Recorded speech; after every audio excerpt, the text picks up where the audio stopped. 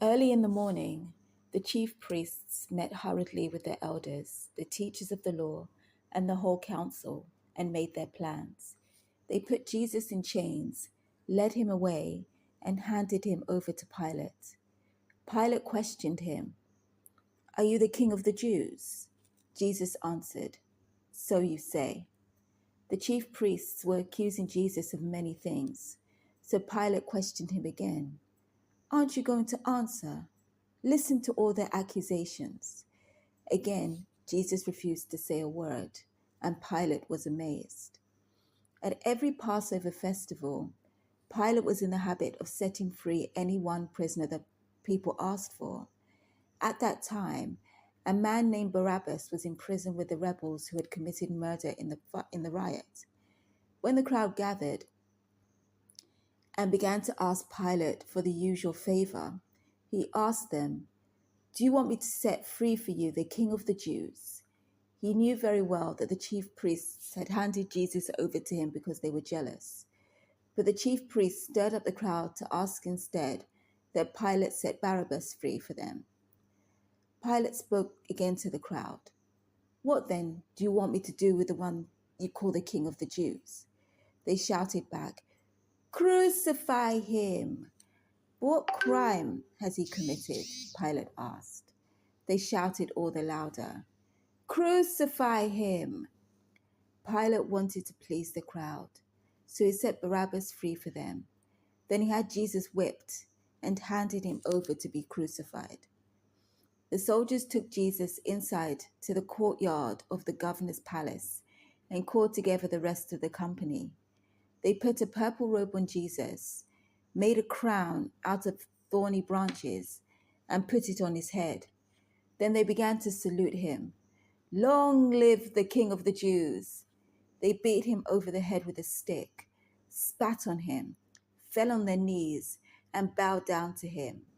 When they had finished making fun of him, they took off the purple robe and put his own clothes back on him. Then they led him out to crucify him. On the way, they met a man named Simon, who was coming into the city from the country, and the soldiers forced him to carry Jesus' cross. Simon was from Cyrene and was the father of Alexander and Rufus. They took Jesus to a place called Golgotha, which means the place of the skull. There they tried to give him wine mixed with a drug called myrrh, but Jesus would not drink it. Then they crucified him and divided his clothes among themselves, throwing dice to see who would get which piece of clothing. It was 9 o'clock in the morning when they crucified him. The notice of the accusation against him said, "The King of the Jews." They also crucified two bandits with Jesus, one on his right and the other on his left. People passing by shook their heads and hurled insults at Jesus. "Aha, you were going to tear down the temple and build it back up in 3 days. Now come down from the cross and save yourself." In the same way, the chief priests and the teachers of the law made fun of Jesus, saying to one another, "He saved others, but he cannot save himself. Let us see the Messiah, the King of Israel, come down from the cross now, and we will believe in him." And the two who were crucified with Jesus insulted him also.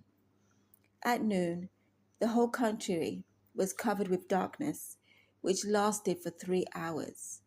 At 3 o'clock, Jesus cried out with a loud shout, "Eloi, Eloi, lema sabachthani," which means, my God, why did you abandon me?"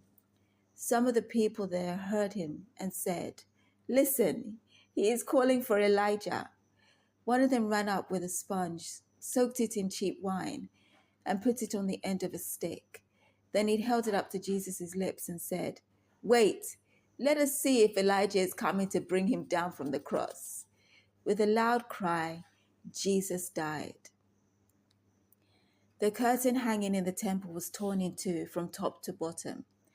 The army officer who was standing there in front of the cross saw how Jesus had died. "This man was really the Son of God," he said.